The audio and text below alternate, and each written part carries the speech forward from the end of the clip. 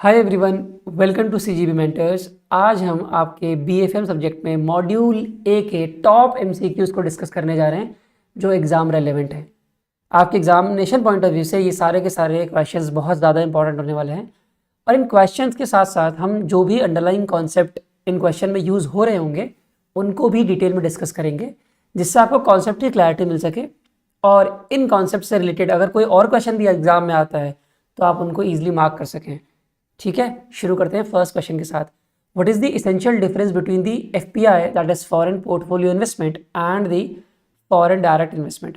देखिए, foreign portfolio investment कुछ ऐसा है कि हमारी इंडियन कंपनी है, इसमें कोई फॉरेन इन्वेस्टर पैसा लगाना चाहता है तो हमारी कंपनी का वो शेयर खरीद लेगा। That is your foreign portfolio investment. Portfolio में इन्वेस्ट कर रहा है वो बस। लेकिन एफडीआई ऐसा नहीं होता है। एफडीआई का मतलब ये होता है कि वो पूरा फिजिकल इंफ्रास्ट्रक्चर ही बिल्ड कर रहा है। मान लो वो यहाँ पे हॉस्पिटल बना रहा है तो पूरी फॉरेन कंपनी यहाँ पे पूरा प्रीमाइसेस क्रिएट कर रही है, पूरा एक नया ब्रांड बना रही है। यहाँ पे ब्रिक एंड मॉर्टर केस होता है इसमें, मतलब पूरा बिल्ड करना इंफ्रास्ट्रक्चर। और एफडीआई में यहाँ तक कि वो मैनेजमेंट के डिसीजन भी ले रहा है। फॉरेन प्लेयर जो फॉरेन इन्वेस्टर है, यहाँ के एम्प्लॉयज़ को भी वही इंक्लूड कर रहा है, उनका रिक्रूटमेंट भी वही कर रहा है, भले उसमें इंडियंस हो, बट सबका सब कंट्रोल उस फॉरेन एंटिटी के पास है, उस फॉरेन प्लेयर के पास है, उस फॉरेन इन्वेस्टर के पास है। सारा काम वो कर रहा है यहाँ पे। लेकिन फॉरेन पोर्टफोलियो इन्वेस्टमेंट में ऐसा नहीं है, वो खाली शेयर खरीद ले रहा है, बाकी सारा काम इंडियन कंपनी ही कर रही है। ये इसमें दोनों में प्राइमरी डिफरेंस है। ए ऑप्शन क्या कहता है? FPI short term investment in equities and debt. Obviously बात है कि डेट में भी हो सकता है, इक्विटीज में भी हो सकता है एफपीआई आपका, तो बिल्कुल सही है। शॉर्ट टर्म होता है या मिडिल टर्म इन्वेस्टमेंट होता है? उसने शेयर्स खरीदे इंडियन कंपनी के, या फिर हम इंडियन से हमको फॉरेन कंट्री में पैसा लगाना है, हमने वहाँ के कंपनी के शेयर खरीदे फिर बेच दिए, जो प्रॉफिट मिला अब वो रख लिया। ये सिंपल एफपीआई है, फॉरेन पोर्टफोलियो इन्वेस्टमेंट है। लेकिन FDI on the other hand is the long term participation in the specified sector. जिन सेक्टर में एफडीआई अलाउड है, ठीक है, जैसे ऑटोमोबाइल सेक्टर हो गया, इंश्योरेंस सेक्टर हो गया, ऐसे करके सेक्टर्स हैं, तो फूड सेक्टर हो गया, तो इसमें फॉरेन की जो एंटिटी है, जो फॉरेन इन्वेस्टर्स हैं, वो प्रॉपर एक फिजिकल इंफ्रास्ट्रक्चर क्रिएट कर रहे हैं, एक ब्रांड क्रिएट कर रहे हैं, समझ लो, इंडिया में। ठीक है, और वो इसको क्रिएट करके चला रहे हैं, कंट्रोल कर रहे हैं, मैनेजमेंट के डिसीजन भी ले रहे हैं, तो वो एफडीआई होता है, foreign direct investment. Directly invest कर रहे हैं वो, यहाँ पे किसी कंपनी के शेयर्स नहीं ले रहे हैं, वो डायरेक्टली इन्वेस्ट कर रहे हैं यहाँ पे। ठीक है, तो A is going to be the right answer here. लेकिन हम सारे ऑप्शन पढ़ेंगे जिससे आपको कॉन्सेप्ट की क्लैरिटी आए कि बाकी ऑप्शंस क्यों रॉन्ग है। FPI involves establishment of brick and mortar model. No, FPI में ऐसा नहीं होता है। ब्रिक एंड मॉर्टर जो मॉडल है वो एफडीआई में होता है। पूरा फिजिकल इंफ्रास्ट्रक्चर को क्रिएट करना एफडीआई में होता है, तो ये रॉन्ग ऑप्शन हो गया। FPI involves transfer of technology whereas FDI does not involve such transfer. गलत दिखा है, फिर से रिवर्स है। एफपीआई में तो आप शेयर से पैसा लगा रहे हो, कोई मैनेजमेंट में क्या काम हो रहा है, कंपनी क्या काम कर रही है, उससे मतलब नहीं रखते हो आप। एफडीआई में आप टेक्नोलॉजी ट्रांसफर करते हो, एक नया ब्रांड यहाँ खोल रहे हो। ठीक है, नया ब्रांड क्या, वही जो ब्रांड जो फॉरेन ब्रांड था उसको यहाँ पे आप ओपन कर रहे हो, तो टेक्नोलॉजी भी ट्रांसफर कर सकते हो आप यहाँ पे, ताकि वो बिजनेस और अच्छा चल सके यहाँ पर भी। FPI permits liberal use of risk management tools by FDI is inherently risk free. ऐसा नहीं है, ये भी गलत स्टेटमेंट है बिल्कुल। तो इसका ऑप्शन नंबर ए ही है, और सारे के सारे ऑप्शंस मैंने आपको डिटेल में बता दिए हैं। ये देखो एक्सप्लेनेशन लिखा हुआ है, जो मैंने आपको बताया था अभी वही चीज़ लिखी हुई है यहाँ पे। ठीक है, acquiring a controlling stake FDI में और participating in the management of the firm. देखो लिखा हुआ है, मैनेजमेंट में पार्टिसिपेट कर सकता है वो एफडीआई के केस में, लॉन्ग टर्म इंटरेस्ट होता है। ठीक है, बाकी सारे ऑप्शन उन्होंने पढ़ लिए थे, क्यों गलत है बी भी, क्यों गलत है सी भी। ठीक है, और ये दिखाया ना, no investment is inherently risk free, but question statement में क्या लिखा था डी वाले में? FPI permits liberal use of risk management tools while FDI is inherently risk free. Risk free तो कुछ नहीं होता है। ठीक है, तो चाहे एफडीआई हो चाहे एफपीआई हो, रिस्क तो सब में होता ही है। ठीक है, तो ये भी इनकरेक्ट स्टेटमेंट है। Next question, question number 2, the following are the interest rates for 3 months of the different currencies. Euro 1%, USD 0.5%, Indian rupees 8%। Different currency का ये इंटरेस्ट रेट है, जो कंट्री में इंटरेस्ट रेट चल रहा है ना, उसका इंटरेस्ट रेट दे रखा है। कह रहा है ऐसे केसेस में आपको बताना है कि कौन सा स्टेटमेंट ट्रू होगा। 3 months euro is at premium against the US dollar and Indian rupees. देखिए यहाँ पे हो क्या रहा है, यहाँ पे प्रीमियम और डिस्काउंट की बात हो रही है सिंपल। तो यहाँ आपको समझना पड़ेगा पहली चीज़ तो ये कि हमारे पास जैसे यूएसए है और इंडिया है। आपको दो ही केस में समझाता हूँ। होता क्या है, अगर यूएसए मार्केट में मान लो जो मार्केट इंटरेस्ट रेट है 3% चल रहा है और इंडिया में 5% चल रहा है, ठीक है। तो होता क्या है ना, मान लो अब आपको पता है कि यूएसए में इंटरेस्ट रेट कम है, तो यूएसए वाला जो बंदा है वो एक काम कर सकता है, यूएसए की मार्केट से 3% पर लोन ले लेगा और इंडिया की मार्केट में 5% में इन्वेस्ट कर देगा ना। मान लो जो स्पॉट रेट है, जो करंट रेट है, जो एक्सचेंज का रेट है, मान लो वो $1 इज इक्वल टू 100 रुपीज़ है इस टाइम पे। करंट रेट को बोलते हैं स्पॉट रेट। तो यहाँ से ये यूएस डॉलर में लोन लेगा 3% के रेट ऑफ इंटरेस्ट पे और भाई लगा लेगा इंडिया में, इंडिया की मार्केट में, और यहाँ से इसको जो रेट ऑफ इंटरेस्ट मिलेगा वो 5% का इन्वेस्टमेंट का रिटर्न मिलेगा। 3 महीने बाद वो वापस से इसी रेट पे, अगर स्पॉट रेट पे वापस से इसी रेट पे क्या करेगा, अपने रुपीज़ को डॉलर में कन्वर्ट कर लेगा। तो सीधा सीधा उसका 2% का मुनाफा हो गया, सीधा सीधा रिस्क फ्री रिटर्न हो गया। बट मार्केट में रिस्क फ्री ऐसी कोई चीज़ ही नहीं होती है, कोई इन्वेस्टमेंट रिस्की ना हो ऐसा हो ही नहीं सकता। यहाँ तो उसको डायरेक्ट मुनाफा मिल, इसको बोलते हैं आर्बिट्राज। डिफरेंट इंटरेस्ट रेट की वजह से आप बेनिफिट उठा रहे हो, पर ये बेनिफिट एक्चुअली में होता नहीं है। पूछो क्यों होता है? इसलिए नहीं है कि जो ये फॉरेन इन्वेस्टर सोच रहा है ये तो बाकी लोग भी सोच रहे होंगे। तो अगर सब लोग मिलकर ऐसा सोच रहे हैं तो ऑब्वियस सी बात है, ये जो फॉरवर्ड का जो रेट होगा, जो स्पॉट रेट है, जो करंट मार्केट रेट है, वो $1 इज इक्वल टू 100 रुपीज़ है। बट ये फ्यूचर में जाके रेट होगा वो ये नहीं रहेगा।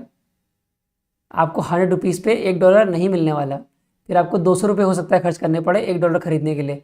जो फॉरवर्ड का रेट है, जो फ्यूचर का रेट है, हो सके 150 रुपये खर्च करने पड़े $1 खरीदने के लिए। तो यहाँ पे डॉलर प्रीमियम पे है, फॉरवर्ड रेट जो है वो प्रीमियम पे हो गया डॉलर। बात समझ आ रही है? क्योंकि डॉलर का इंटरेस्ट रेट कम था, तो डॉलर लोग लोन लेके इंडिया में रुपए लगा रहे हैं और ज़्यादा इंटरेस्ट रेट कमा के वापस से कन्वर्ट कर ले रहे हैं।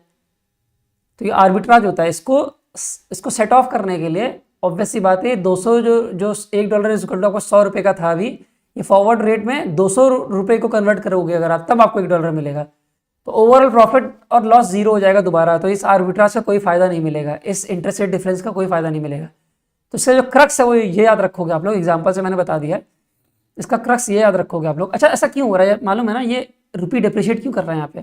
क्योंकि भाई सेलिंग प्रेशर है फॉरवर्ड मार्केट में। आपको पता है कि रुपए बेच रहे हो आप, सप्लाई बढ़ा रहे हो रुपए की, और डॉलर खरीदने की कॉन्ट्रैक्ट कर रहे हो फ्यूचर मार्केट में, फॉरवर्ड में। तो भाई यहाँ सेलिंग प्रेशर होगा, जहाँ पे आप सेल कर रहे हो, सप्लाई बढ़ा रहे हो, ऑब्वियस सी बात है उसका जो रेट होगा वो डिप्रिशिएट करेगा। इसीलिए रुपीज़ यहाँ पे डिप्रिशिएट कर रहा है, रुपीज़ डिस्काउंट पे जा रहा है और जो आपका डॉलर है वो प्रीमियम पे जा रहा है, यही रीज़न है। तो उसका जो सिंपल क्रक्स है वो आपको ये याद रखना है कि जिस भी मार्केट का इंटरेस्ट रेट कम होगा वो उसका फॉरवर्ड रेट प्रीमियम पे होगा, और जिसका इंटरेस्ट रेट ज़्यादा होगा उसका फॉरवर्ड रेट डिस्काउंट पे होगा। ठीक है, तो यही क्वेश्चन है पूछ रहा है आपसे एग्जैक्टली। अब यहाँ पे देखो, सबसे कम जो इंटरेस्ट रेट है वो यूएस का है, सबसे ज़्यादा जो इंटरेस्ट रेट है वो इंडियन रुपीज़ का है। तो जो फॉरवर्ड मार्केट होगी उसमें सबसे महंगा जो होगा वो यूएस डॉलर होगा, सबसे सस्ता जो होगा, जो डिस्काउंट पे ट्रेड कर रहा होगा फॉरवर्ड मार्केट में, वो इंडियन रुपीज़ कर रहा होगा। अब देखो ए ऑप्शन में क्या कह रहा है, 3 month euro is at premium against USD. नहीं, क्योंकि यूरो 1% है, यूरो बीच का है, तो यूरो प्रीमियम पे ट्रेड नहीं करेगा यूएसडी के। सबसे कम इंटरेस्ट रेट किसका है? यूएसडी का है। सबसे ज़्यादा प्रीमियम पे कौन ट्रेड कर रहा होगा फॉरवर्ड मार्केट में? यूएसडी कर रहा होगा। सिंपल लॉजिक है, समझ में आ गई बात? 3 month euro is at premium against USD, फिर से गलत हो गया। 3 month USD is at discount against euro, USD discount पे नहीं है, यूएसडी प्रीमियम पे है, यूरो डिस्काउंट पे है। Fourth, 3 month euro is at discount against USD, ये बिल्कुल सही है यहाँ तक। अगला देखो, एंड प्रीमियम अगेंस्ट आईएनआर, बोल रहा है यूरो प्रीमियम होगा अगेंस्ट आईएनआर, ये भी सही है, क्योंकि यूरो और अगर आईएनआर को कंपेयर करोगे तो भी इंटरेस्ट रेट इंडियन रुपीज़ का ही ज़्यादा है, तो ये डिस्काउंट पे ट्रेड करेगा फॉरवर्ड मार्केट में, और यूरो प्रीमियम पे ट्रेड कर रहा होगा। ठीक है, तो option number D is the right answer. पूरा कॉन्सेप्ट भी मैंने समझा दिया, यहीं पे जो एक्सप्लेनेशन लिखा हुआ है एग्जैक्टली वही है। देखो लिखा है ना, the currency with the lower interest rate trades at a forward premium, lower interest rate वाला फॉरवर्ड प्रीमियम पे जाता है against the currency with the higher interest rate, और इसको बोलते हैं इंटरेस्ट रेट पैरिटी थ्योरी। ठीक है, और ये क्यों होता है? आर्बिट्राज का कॉन्सेप्ट मैंने आपको समझा दिया। ठीक है, यही चीज़ यहाँ पे लिखी हुई है जो मैंने आपको समझाई थी। स्पॉट रेट और जो फॉरवर्ड रेट है वो बराबर नहीं हो सकते, अगर बराबर होंगे तो आर्बिट्राज का फ़ायदा मिल जाता है। ठीक है, चलो भाई आगे आते हैं। ये पूरा एक्सप्लेनेशन लिखा हुआ, चाहो तो आप उसको घर पे पढ़ भी सकते हो अच्छे से, वैसे मैंने आपको समरी में शॉर्ट में समझा दिया है, बट अगर और नॉलेज चाहिए तो यहाँ पढ़ भी सकते हो, ठीक है। आगे देखो, थर्ड क्वेश्चन कह रहा है what are the open position in a dealing room. Dealing room क्या होता है? जहाँ पे एक्चुअल डीलिंग होती है, एक्सचेंज रेट जहाँ पे खरीदे जा रहे हैं, जहाँ बेचे जा रहे हैं फॉरेन करेंसीज, उसको बोलते हैं डीलिंग रूम। एक रूम है समझ लो, ठीक है, जहाँ पे सब काम हो रहा है। ओपन पोजीशन किसे बोलते हैं? ए ऑप्शन क्या कह रहा है? These are opening balances of various dealing rooms position at the beginning of the day. Beginning of the day से मतलब नहीं है, क्लोजिंग ऑफ द डे में जो बैलेंस होता है उसको बोलते हैं। वैसे आगे आते हैं, ए ऑप्शन तो गलत है। Position where dealers still have available limits to do some more transaction. अब देखते हैं, ये लग रहा है सही, लेकिन पूरा सारे ऑप्शन पढ़ते हैं, ये मोस्ट अप्रोप्रिएट लग नहीं रहा है मेरे को। आगे देखते हैं, trading position where the buy और सेल पोजीशन एग्जैक्टली मैच नहीं। अगर बाय और सेल जितना आपने खरीदा है उतना ही आप बेच चुके हो तो ये क्लोज पोजीशन हो गई। अरे भाई आप डे ट्रेडिंग मान लो कर रहे हो, ठीक है, फॉरेन करेंसी की, तो भाई आपने जो खरीदा है अगर वो बेच रहे हो, जितना खरीद लिया उतना बेच भी दिया, तो ये क्लोज पोजीशन हो गई, ओपन कहाँ रही। लेकिन आपने मान लो शॉर्ट सेलिंग कर दी है, आपने फॉरेन करेंसी को बेच दिया है मार्केट में, $100 आपने बेच दिए हैं, तो भाई मार्केट के एंड होने से वाला है, वो खरीदना भी तो पड़ेगा, तभी तो वो क्लोज पोजीशन होगा। Trading position where the buy और sell position are not matched, ये सही है, ये ओपन पोजीशन का एग्जांपल है। ये ओपन पोजीशन का को डिफाइन कर रहा है बेसिकली, जहाँ पे दोनों मैच नहीं कर रहे हैं। आपने खरीद लिया, आपने बेचा नहीं है, या फिर आपने बेच दिया, शॉर्ट सेलिंग कर दी है, पर आपने अभी खरीदा नहीं है, तो ये ओपन पोजीशन है अभी, ठीक है। Trading position where the buy और sell position are not matched, ठीक है। तो ये पहला जो ऑप्शन था तो गलत है, क्योंकि दीज आर ओपनिंग बैलेंसेस लिखा हुआ था। Opening balances are simply the position carried from the previous day and open position can be created at any time during the day, not just the beginning, ठीक है। Open position तो कभी भी आप create कर सकते हो, इससे मतलब थोड़ी है कि ओपनिंग बैलेंस से क्रिएट होगा वो। Position where dealers still have available limits, ये भी गलत है। यहाँ पे ट्रेडिंग कैपेसिटी या अवेलेबल लिमिट्स की बात कर रहा है कि कितना और काम वो कर सकता है, इसका ओपन पोजीशन से कोई मतलब नहीं है। जहाँ बाय और सेल पोजीशन एक्जैक्टली मैच कर गए फिर तो वो क्लोज पोजीशन होगा, स्क्वाड हो गया, ठीक है, इसको फ्लैट भी बोलते हैं।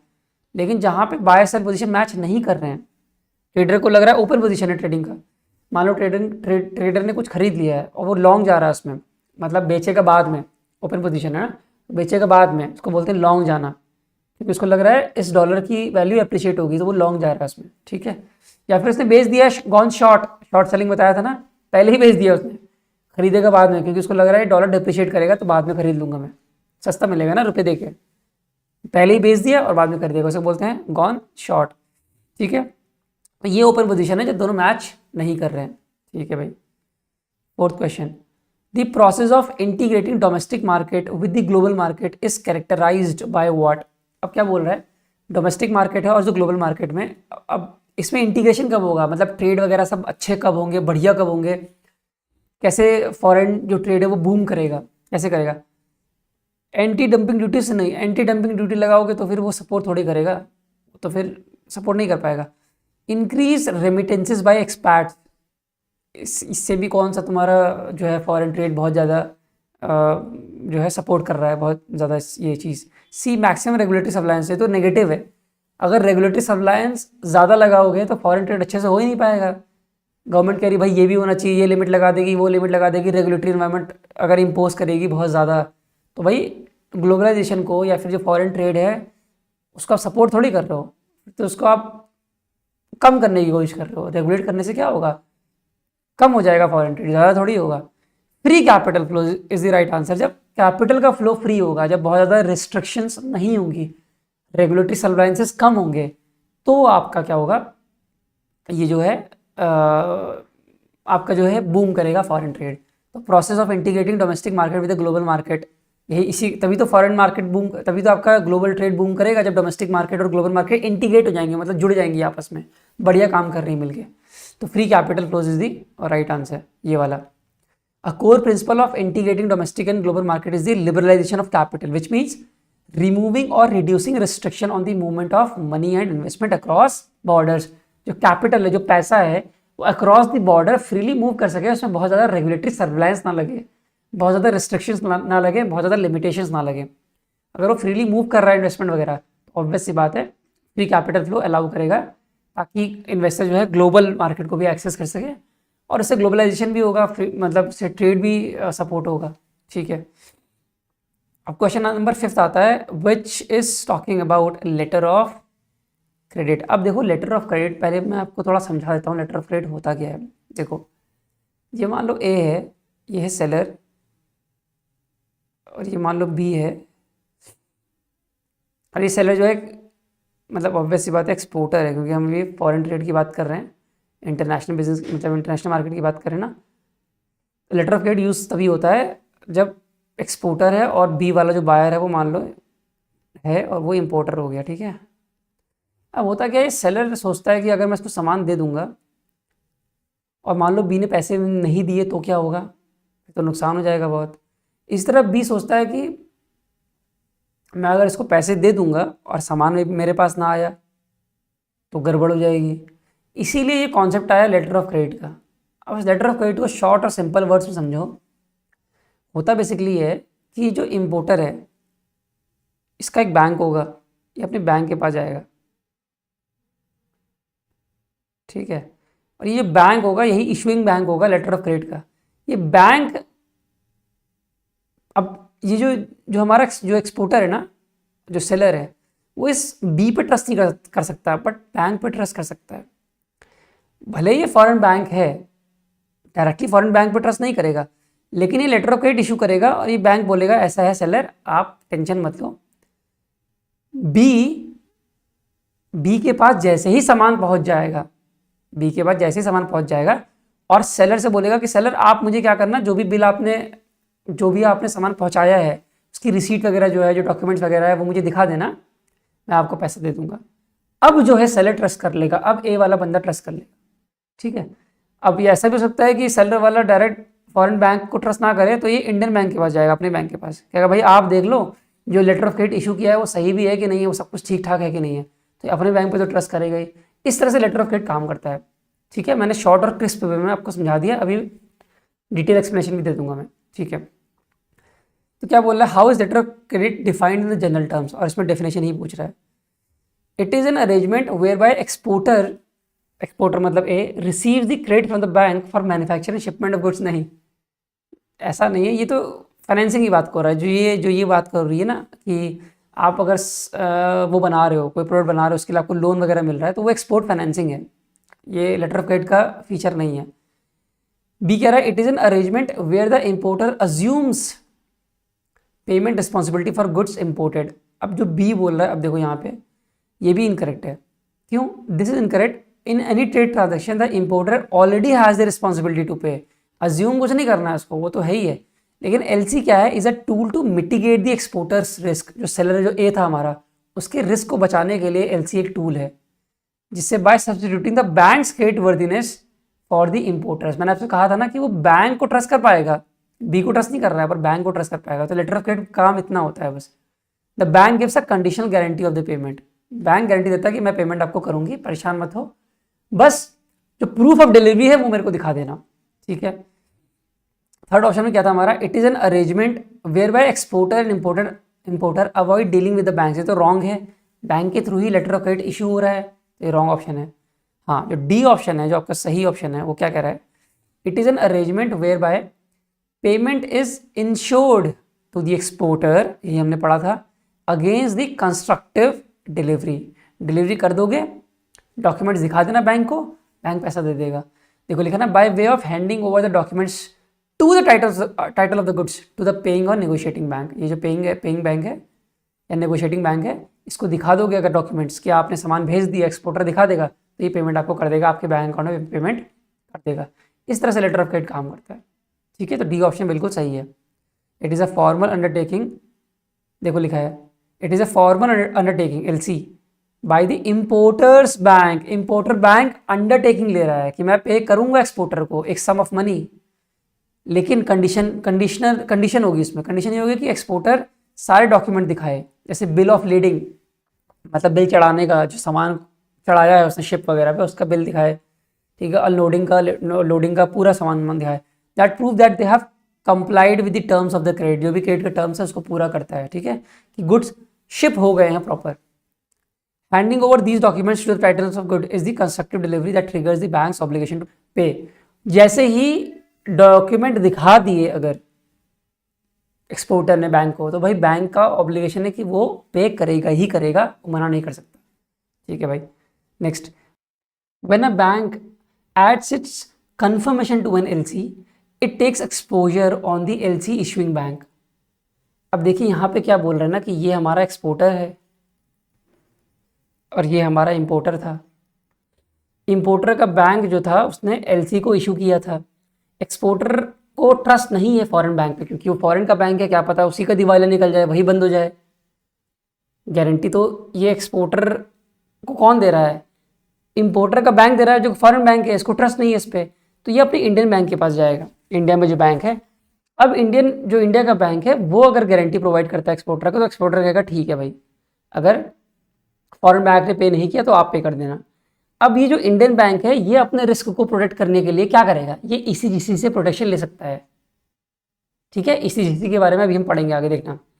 तो ये इस तरह के रिस्क को जो इंडियन बैंक ने लिया है, इसका नाम क्या है? इसको मिटिगेट करना, इसको प्रोटेक्ट जो करता है इंडियन बैंक ईसीजीसी के थ्रू, इस प्रोटेक्शन का नाम क्या है? व्हाट इज दैट पॉलिसी और guarantee of ECGC that covers this kind of risk? तो इसका नाम है transfer guarantee. Export finance guarantee, export performance guarantee, hold turnover post shipment guarantee नहीं है, इसका नाम है ट्रांसफर गारंटी। अभी आपको मैं सारे के सारे ऑप्शन डिटेल में समझाता हूँ। देखो, पहला export finance guarantee, it is issued by ECGC, export credit guarantee corporation है ये बैंक्स को प्रोवाइड करती है गारंटी, ताकि उनके रिस्क को थोड़ा सा प्रोटेक्शन दे सके, उनका रिस्क को मिटिगेट कर सके। तो होता क्या है इस केस में, जो बैंक एक्सपोर्ट फाइनेंस प्रोवाइड करते हैं, मतलब मैन्युफैक्चरिंग के लिए, मतलब प्री शिपमेंट के लिए उनको लोन वगैरह दे रहे हैं, उसको बोलते हैं फाइनेंस प्रोवाइड करना, एक्सपोर्ट फाइनेंस प्रोवाइड करना, कि वो बनाओ और बाहर बेचो। ठीक है, तो इसके प्रोटेक्शन, इन बैंक्स के प्रोटेक्शन के लिए एक्सपोर्ट फाइनेंस गारंटी देती है ईसीजीसी, कि अगर बैंक को लॉस हुआ इन केसेस में तो ईसीजीसी पे कर देगी बैंक को। ठीक है, if the exporter fails to repay the loan, not if a foreign bank default. तो ये फॉरेन बैंक से कोई मतलब नहीं है इसका एक्सपोर्ट फाइनेंस गारंटी का। ये वर्ड भी आपको याद होना चाहिए, एग्जाम में ऐसे भी डायरेक्ट क्वेश्चन आ सकता है। Next, export performance guarantee. देखो, ये एक तरह की गारंटी है जो ईसीजीसी दे रहा है अगर परफॉर्मेंस ऑफ ड्यूटीज़ नहीं हुआ, मतलब सेलर जो है, जो एक्सपोर्टर है, उसने अपना परफॉर्मेंस ही नहीं किया। देखो लिखा है ना, this is a counter guarantee provided to banks if a bank issues a performance bond और a bid bond on behalf of the exporter. Exporter के बिहाफ में अगर बैंक ने कॉन्ट्रैक्ट किया है, this ECGC guarantee protects the bank from losses if the exporter fails to meet their contractual obligation. भाई exporter ने fail किया, contractual obligation नहीं किया उसने, तो लॉस तो बैंक को हो जाएगा, क्योंकि बैंक ने गारंटी दी थी भाई इंपोर्टर को कि ये अगर परफॉर्मेंस नहीं करेगा तो मैं आपको पैसा पे करूंगा जो भी आपको नुकसान हुआ है। ठीक है, तो बैंक को पे करना पड़ रहा है भाई बॉन्ड अमाउंट, और इसको बैंक को प्रोटेक्ट करने के लिए ईसीजीसी जो गारंटी देता है, इसको बोलते हैं एक्सपोर्ट परफॉर्मेंस गारंटी। क्या बोलते हैं? Export performance guarantee. अब जो ट्रांसफर गारंटी है वही आंसर था क्वेश्चन का। इस वाले में ट्रांसफर गारंटी में जो हमने केस पढ़ा थे एक्सपोर्टर इंपोर्टर का, तो जो इंडियन बैंक को लॉस से प्रोटेक्ट करने के लिए ईसीजीसी जो गारंटी देता है उसको बोलते हैं ट्रांसफर गारंटी। ठीक है, व्हेन द इंडियन बैंक, इसको बोलते हैं कंफर्मिंग बैंक। जो इंडियन बैंक था ना जिसने कंफर्म किया था LC issued by the foreign bank, जो कंफर्म किया था इंडियन बैंक ने, उसको बोलते हैं कंफर्मिंग बैंक, और वो अपना कंफर्मेशन देता है लेटर ऑफ क्रेडिट में। तो जब वो कंफर्मेशन दे रहा है ना, तो वो इस चीज़ का प्रॉमिस भी कर रहा है कि अगर फॉरेन बैंक ने पैसा नहीं दिया एक्सपोर्टर को तो मैं पैसा पे करूँगी, मतलब इंडियन बैंक पैसा पे करेगी, ये चीज़ वो कंफर्म कर रहा है। तो इस चीज़ को प्रोटेक्ट करने के लिए, इस रिस्क को प्रोटेक्ट करने के लिए ट्रांसफर गारंटी देती है ईसीजीसी इंडियन बैंक को।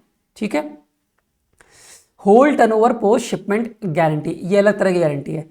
This policy is issued to the banks to cover the post shipment credit they provide to the exporters client. जो एक्सपोर्टर है उनको पोस्ट शिपमेंट के बाद जो भी क्रेडिट दिया जाता है उसको प्रोटेक्ट करने के लिए जो ईसीजीसी गारंटी देता है उसे बोलते हैं hold turnover post shipment guarantee. It protects the bank against the losses arising from non payment by the foreign buyers importer across the banks entire portfolio of post shipment finance. ठीक है, कि post shipment finance आपने दे तो दिया, मान लो importer जो foreign जो buyer है उसने पैसे ही ना दिए एक्सपोर्टर को, तो एक्सपोर्टर वापस कैसे करेगा? ठीक है, तो इसीलिए यहाँ पे ये जो है इंपोर्टर का डिफॉल्ट को कवर करने के लिए जो गारंटी देता है उसे बोलते हैं hold turnover post shipment guarantee. ठीक है भाई, समझ में आ गया बात? आगे देखो, next question, rupees already freely convertible on current account and to a large extent also convertible on capital account. क्या बोल रहा है? कि रुपी फ्रीली कन्वर्टेबल है करंट अकाउंट में।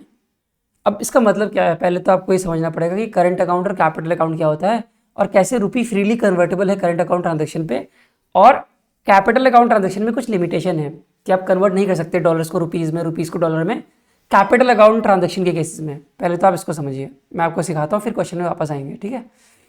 अभी देखो यहाँ पे क्या लिखा हुआ है, पहले आपको इसका पूरा एक्सप्लेनेशन में दे दूँ एक बार, फिर हम पढ़ते हैं कि भाई क्वेश्चन में पूछ क्या रहा है, ठीक है। कहाँ गया कहाँ गया कहाँ गया, एक मिनट, क्वेश्चन देख लो पहले मैं क्या था। हाँ चलो, इसमें एक्सप्लेनेशन लिखा नहीं है, मैं ही बता देता हूँ ऐसे ही आपको, ध्यान सुनिए मेरी बात। Rupees already freely convertible on the current account. अब करंट अकाउंट ट्रांजेक्शन क्या होते हैं, बड़े ध्यान समझो।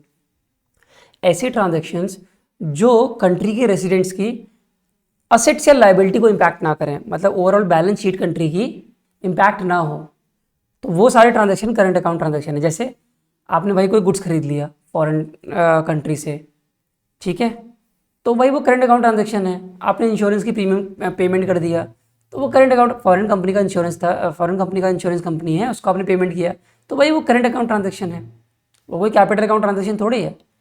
लेकिन अगर आपने लोन लिया फॉरेन बैंक से, अब रेसिडेंट की लाइबिलिटी क्रिएट हो रही है नॉन रेसिडेंट के ऊपर, हमें पैसे वापस करना पड़ेगा, लोन लिया हमने, तो ये कैपिटल अकाउंट ट्रांजेक्शन है। आपने मतलब इंडियंस ने बाहर, हमने इन्वेस्टमेंट कर दिया, हमने बाहर इन्वेस्टमेंट कर दिया है। भाई इन्वेस्टमेंट असेट होता है, शेयर्स पे पैसा, शेयर्स पे रुपए लगाने जा रहे हैं फॉरेन कंट्री की कंपनीज पे, तो इन्वेस्टमेंट है, असेट्स है, तो ये भी क्या है, कैपिटल अकाउंट ट्रांजेक्शन है। तो क्वेश्चन में कह रहा है कि जो करंट अकाउंट ट्रांजेक्शन होते हैं उसमें कोई रेस्ट्रिक्शन नहीं है। करंट अकाउंट ट्रांजेक्शन के लिए जो भी आपको रुपीज़ से डॉलर कन्वर्ट करने हैं, डॉलर से रुपीज़ कन्वर्ट कर सकते हैं, आप फ्रीली कर सकते हो, कोई भी दिक्कत की बात नहीं है। लेकिन अगर कैपिटल अकाउंट ट्रांजेक्शन है तो उसमें लिमिटेशन सेट कर रखी है गवर्नमेंट ने कुछ, तो वही बोल रहा है। लेकिन कुछ है, लेकिन लार्ज एक्सटेंट तक आप वो भी कर सकते हो, कन्वर्ट कर सकते हो रुपीज़ को डॉलर पे, डॉलर्स को रुपीज़ पे, या किसी भी करेंसी में। कह रहा है how do you support the latter part of the statement, ये जो सेकंड पार्ट लिखा हुआ है ना, इसको सपोर्ट कैसे करोगे कि लार्ज एक्सटेंट तक वो भी अलाउड है, कैपिटल अकाउंट ट्रांजेक्शन में भी कन्वर्टेबिलिटी अलाउड है इन रुपीज़ की। By saying that reserve bank of India put in place very robust KYC norms. KYC norms से कोई मतलब ही नहीं है, केवाईसी नॉर्म्स का फॉरेन करेंसी एक्सचेंज से क्या मतलब है, कोई मतलब नहीं है, तो गलत है option. By arguing that increased business volume of bank post reforms naturally led to liberal cross border flows. No, ऐसा नहीं है कि बिजनेस वॉल्यूम बढ़ा इसलिए लिबरल क्रॉस बॉर्डर फ्लोज हुए, ऐसा बिल्कुल भी नहीं है। पहले लिबरलाइजेशन किया गया, रिस्ट्रिक्शंस कम की गई, इसलिए वॉल्यूम बढ़ा, ये उल्टा लिखा हुआ है, तो ये भी गलत ऑप्शन है। भाई capital inflows, capital outflows, capital account के ट्रांजेक्शन कब हुए, जब रिस्ट्रिक्शंस को कम की गई, जब ये दिखा है ना लार्ज एक्सटेंट तक वो भी अलाउड कर दिया गया, तब वॉल्यूम बढ़ेगा ना। वॉल्यूम बढ़ने से थोड़े ना लिबरलाइजेशन हुआ है, ठीक है। सी ऑप्शन क्या कह रहा है, by emphasizing that the relaxation in areas of FDI, ECB and ODI and foreign currency operation by resident Indians change the character of rupee on capital account। ये बिल्कुल सही है। इसमें बोल रहा है कि रिलैक्सेशन दिया गया FDI में, फॉरेन डायरेक्ट इन्वेस्टमेंट में, ECB का मतलब होता है एक्सटर्नल कमर्शियल बोरोइंग्स, देखो लिखा हुआ है। ODI मतलब ओवरसी डायरेक्ट इन्वेस्टमेंट, एक एक करके समझो। FDI में यह है कि अगर फॉरेनर्स को इंडिया में इन्वेस्ट करना है तो रिस्ट्रिक्शन थोड़ी हटाई गई, कम की गई, आराम से कर सकते हो, परसेंटेज को बढ़ा दिया गया, तो उसने सपोर्ट किया भाई कैपिटल अकाउंट ट्रांजैक्शन की जो भी मूवमेंट्स हैं उनको सपोर्ट किया इस एस्पेक्ट ने। ECB हमारी इंडियन कंपनीज को अगर बोरो करना है अब्रॉड से, तो इसमें भी बढ़िया काम किया गया, इस पर भी रिस्ट्रिक्शन हटाई गई।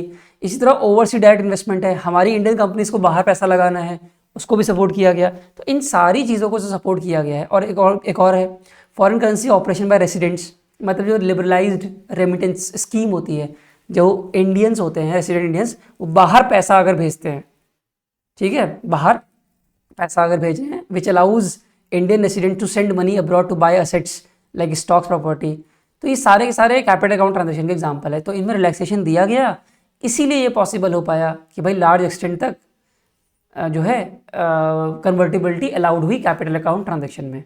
तो उसको सपोर्ट कौन सा स्टेटमेंट कर रहा है, सी, बाकी तो सब गलत लिखे हुए हैं, ठीक है।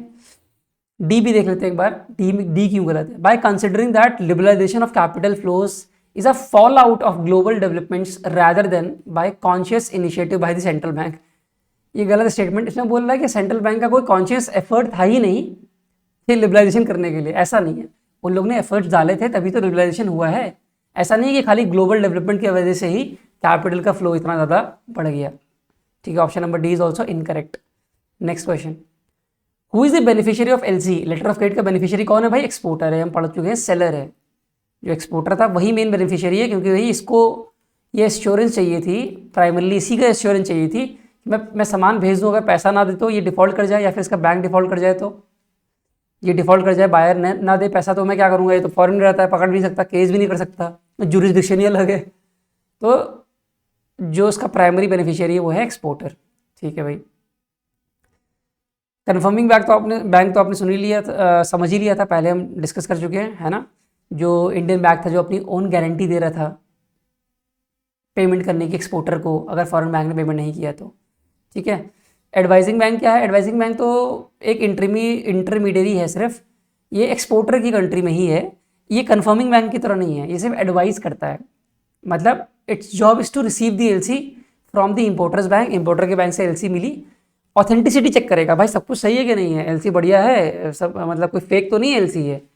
ठीक है, और बैंक भी असली है कि नहीं, नकली बैंक तो नहीं दे दिया इम्पोर्टर ने एलसी दिखाने के लिए, तो ये सब बताता है। बस ये एडवाइजिंग बैंक है। ये कन्फर्मिंग बैंक अलग होता है, एडवाइजिंग बैंक अलग होता है। एडवाइजिंग बैंक कोई गारंटी नहीं देता कि अगर इम्पोर्टर के बैंक ने डिफॉल्ट कर दिया तो मैं पेमेंट करूंगा, ऐसा एडवाइजिंग बैंक नहीं बोलता है, ऐसा कन्फर्मिंग बैंक बोलता है। तो ये दोनों वर्ड्स भी आपको याद होने चाहिए। ठीक है। Next, which of one of the following statements brings out correctly the essence of standby letter of credit? अब देखो, हमने जो लेटर ऑफ क्रेडिट पढ़ा वो कमर्शियल लेटर ऑफ क्रेडिट पढ़ा अभी तक, ये standby letter of credit की बात कर रहा है। Standby letter of credit क्या होता है? Is a guarantee rather than a payment instrument. जो कमर्शियल था, जो कमर्शियल वाला लेटर ऑफ क्रेडिट था वो तो पेमेंट की गारंटी दे रहा था। जो फॉरेन का बैंक था, जो इंपोर्टर का बैंक था, वो कह रहा था मैं पेमेंट करूंगा, इस चीज़ की गारंटी है, आप मुझे डॉक्यूमेंट दिखाओ मैं आपको पेमेंट कर दूंगा, और पेमेंट करने के बाद वो इंपोर्टर से पैसे काट लेगा इंपोर्टर के बैंक अकाउंट से, वो अलग चीज़ है, लेकिन वो गारंटी दे रहा था पेमेंट की। लेकिन जो standby letter of credit है, ये सिर्फ एक गारंटी है, पेमेंट इंस्ट्रूमेंट नहीं है। मतलब ये दिखा के आपको पेमेंट नहीं मिलेगी, ये सिर्फ तब मिलेगी पेमेंट आपको standby letter of credit में जब इंपोर्टर खुद ही फेल हो जाएगा, जब वो पेमेंट नहीं कर पाएगा तो। ठीक है, ये सिर्फ रिस्क ऑफ डिफॉल्ट से आपको प्रोटेक्ट करता है। ठीक है, ये देखो यहाँ पे लिखा हुआ है, a commercial LC is a payment instrument, the bank expects to pay, bank को पेमेंट करना है आपको, वही प्राइमरी मेथड है। लेकिन स्टैंड बाय एलसी ऐसा नहीं है, ये गारंटी इंस्ट्रूमेंट होता है, बैंक से एक्सपेक्ट नहीं करते हो आप पे करो, ये खाली बैकअप है, स्टैंड बाय है। अगर बायर ने पैसे नहीं दिए किसी ओपन अकाउंट वगैरह से तो आप बैंक से पेमेंट लेते हो। तो कमर्शियल एलसी क्या है? एक पेमेंट इंस्ट्रूमेंट है, बट स्टैंड बाय एलसी क्या है? गारंटी इंस्ट्रूमेंट है। ठीक है, आगे बढ़ते हैं। फॉरवर्ड कॉन्ट्रैक्ट्स मैंने आपको सिखाया था जो फ्यूचर के लिए होते हैं, are considered simplest form of derivatives. Derivatives क्यों है?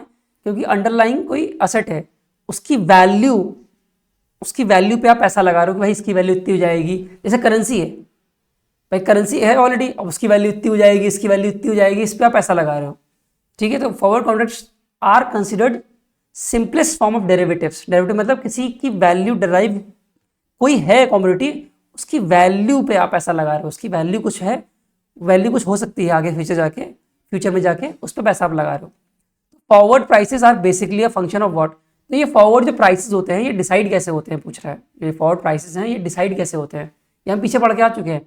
इंटरेस्ट डिफरेंशियल्स की वजह से ऑफ बोथ द करेंसीज, दोनों करेंसीज के इंटरेस्ट डिफरेंशियल होता है। एग्जांपल दिया था ना 3% और 5%, यूएसए में 3% था, इंडिया में 5% था। तो जहाँ कम है वहाँ फॉरवर्ड प्राइस प्रीमियम पे होगा, वहाँ का जो करेंसी है वो प्रीमियम पे होगा फॉरवर्ड रेट में, और जहाँ पे इंटरेस्ट रेट ज़्यादा है वहाँ का फॉरवर्ड रेट डिस्काउंट पे होगा। ठीक है, तो answer is option number A, interest differentials of both the currencies. चलो अब क्वेश्चन नंबर 11 हम पढ़ेंगे नेक्स्ट पार्ट में, तब तक के लिए tata bye bye, thank you everyone.